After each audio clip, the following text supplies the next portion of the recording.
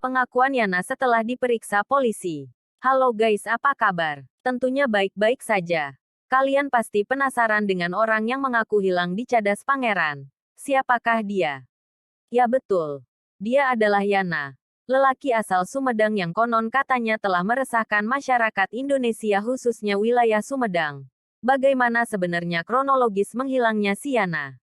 Inilah cerita sebenarnya tentang menghilangnya Yana di Cadas Pangeran Sumedang, Jawa Barat. Pada hari Selasa tanggal 16 November tahun 2021 Yana hendak pulang ke Sumedang setelah melakukan pekerjaan di Bandung. Saat itu waktu menunjukkan pukul 19.21 waktu Indonesia Barat malam hari. Yana menghentikan sepeda motornya yaitu Honda Supra di Masjid Nurul Hidayah Dusun Cilekong, Kecamatan Pamulihan. Di pelataran masjid ini Yana mengirimkan pesan suara kepada istrinya. Setelah beberapa saat berada di Masjid Nurul Hidayah Cilekong, Yana melanjutkan perjalanannya memasuki ke arah Cadas Pangeran, tepatnya di Dusun Singkup, Kecamatan Sumedang Selatan. Di tempat tersebut Yana kembali menghentikan sepeda motornya. Kemudian Yana menyimpan helm, mengunci stang motor dan membiarkan sepeda motornya di bahu jalan. Setelah itu Yana menyeberang menuju pembatas Cadas Pangeran dengan maksud ingin bunuh diri. Namun hal tersebut urung dilakukan oleh Yana karena Yana teringat dengan keluarga dan anak istrinya. Dalam kondisi hati tidak menentu Yana kemudian berjalan ke arah timur Cadas Pangeran. Yana mencari tempat sunyi hingga di pertigaan Cadas Pangeran menuju jalan setapak Cadas Pangeran hingga sampai di sebuah lapangan voli. Kemudian di lapangan voli tersebut Yana kembali ingin menghubungi dan membuat rekaman untuk istrinya lewat pesan suara. Namun niat tersebut urung dilakukan karena Yana melihat banyak orang di sekitar dirinya dan ada beberapa warga. Yana kemudian berjalan kaki kembali menuju jalan raya dan menyeberang jalan hingga sampai di Masjid As-Salam Desa Ciherang, Kecamatan Sumedang Selatan. Tepat pada pukul 20 malam hari Yana melakukan sholat istiqoroh di masjid tersebut dan setelah itu menuju sebuah gang menyelusuri jalan setapak hingga di sebuah tebing sungai. Suasana saat itu sepi dan hening.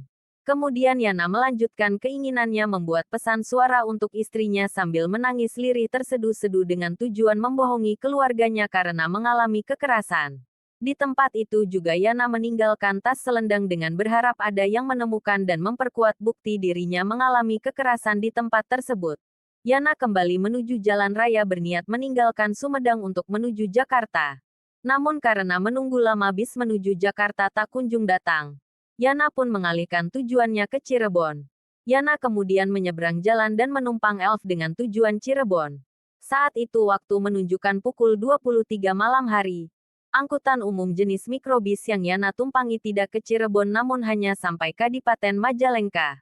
Yana pun turun dari kendaraan tersebut dan beristirahat di sebuah masjid untuk kemudian pada hari Rabu tanggal 17 November tahun 2021 pukul 5.30 pagi Yana melanjutkan perjalanannya menuju Cirebon.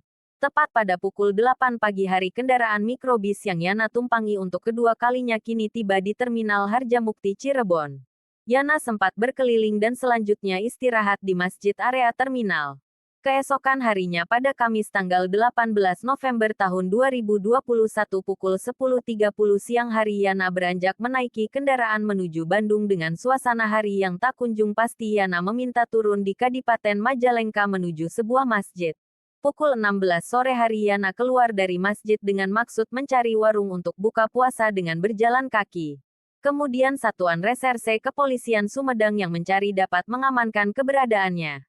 Kemudian polisi membawa Yana ke Polres Sumedang. Itulah pengakuan dari Yana si orang hilang. Sekian dan terima kasih.